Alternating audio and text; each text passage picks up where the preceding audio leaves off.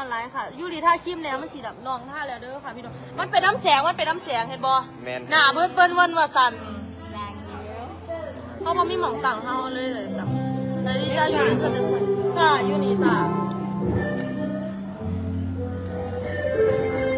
เพราะว่าฝนตกแท้ๆเลย ยี่ลีเพราะว่ายูรีนี่เป็นปักตะไคร้ไปแล้วเรียบร้อยฝนตกแท้ๆเพราะยูรีปักตะไคร้แมนเพราะว่ายูอยู่ของเขาพอหมอยูอยู่นี่ไปปักตะไคร้ไปแล้วเรียบร้อย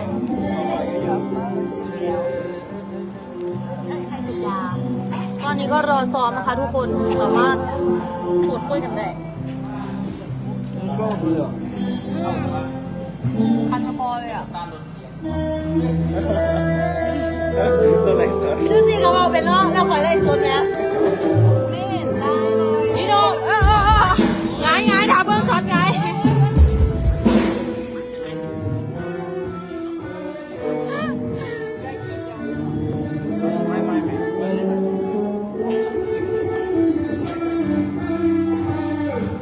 อย่าให้ยูรีปักตะไคร้น้ำสีถ่วมมันเห็นไหมล่ะได้แล้วแดงเยอะขบวนเชิดหรอชิดจัง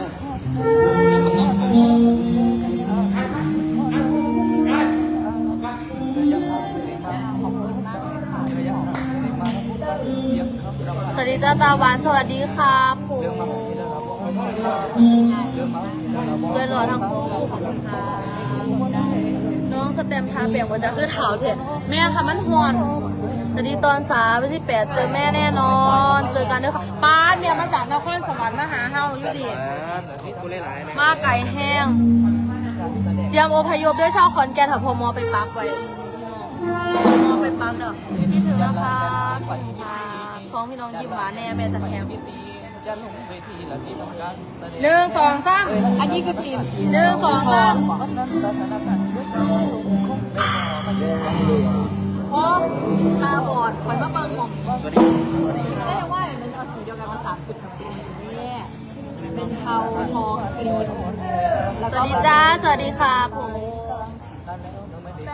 เดือนตุลาคมสมุดสองงานสวัสดีค่ะ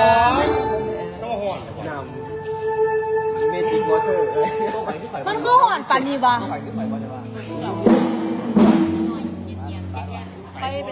โอ้มันแถมมาแล้วเหมือนช็อปปี้มันบออาราบาทเป็นบอคอยหูนะเพราะว่าคอยเคยได้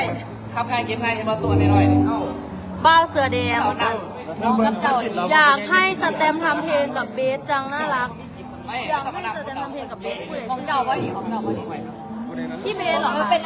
พี่เบสผู้หญิงสวัสดีจ้าผมรถให้เดินรถให้เดิน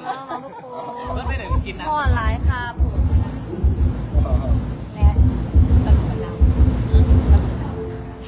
เปรี้ยวครับนี่จะได้กินมาเนี่ยอ๋ออันนั้นอันไหนน่ารักของพี่ครับเปรี้ยวกินแล้วค่ะ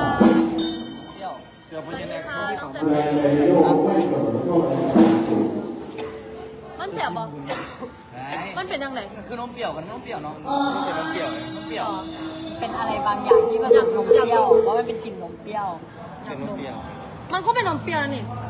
แต่ซิมเบิร์ที่หลังตัวสีนี่เป็นวันมูแต่ว่ายูริบอกเพราะว่ายูริกินนมเปรี้ยวดับร้อนดับกระหายคลายร้อน กินข้าวอิ่มกันแล้วค่ะสวัสดีค่ะพอทอจังสีได้น้ำเพียงนู้นั่นอยากซื้อน้ำเพียงใส่ไปเห็นพระอาทิตย์เลยค่ะนั่นเชื่อท่านจิกโยจิเกียรติแล้วบ้องมา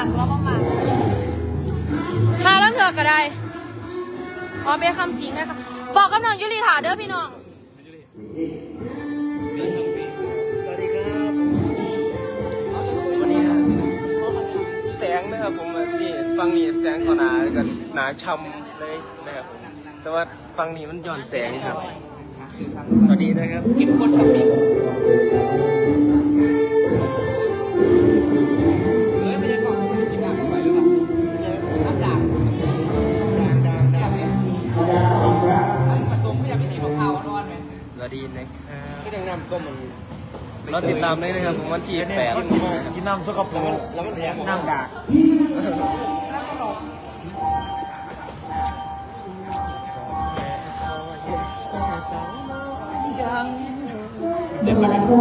เสียงไหลจำมา มันไหน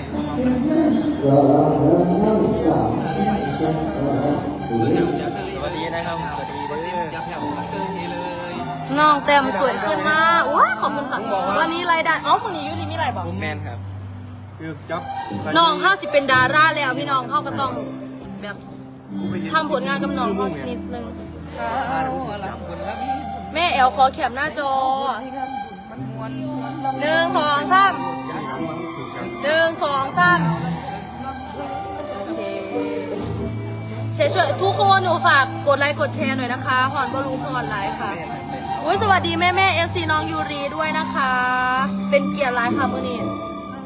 คนเบิ่งเงินขึ้น300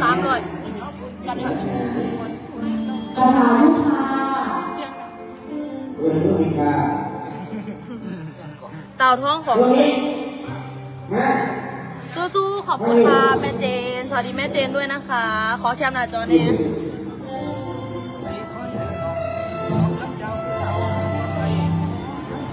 แคปไปแคปไปยูรีน่ารักตลอดกันอันพัดลมมีแต่หมองยูแดนเซอร์สุเพิ่นสอบเลยค่ะเพิ่นสอบเต้นเพิ่นหอนวางก็เลยเขาลงมาแล้วไม่หยิดเนี่ยโมเมนต์มาบืบเดียวด้วย เดียวเสียหรอ นี่แต่น้องยูน่ารักขอบคุณค่ะ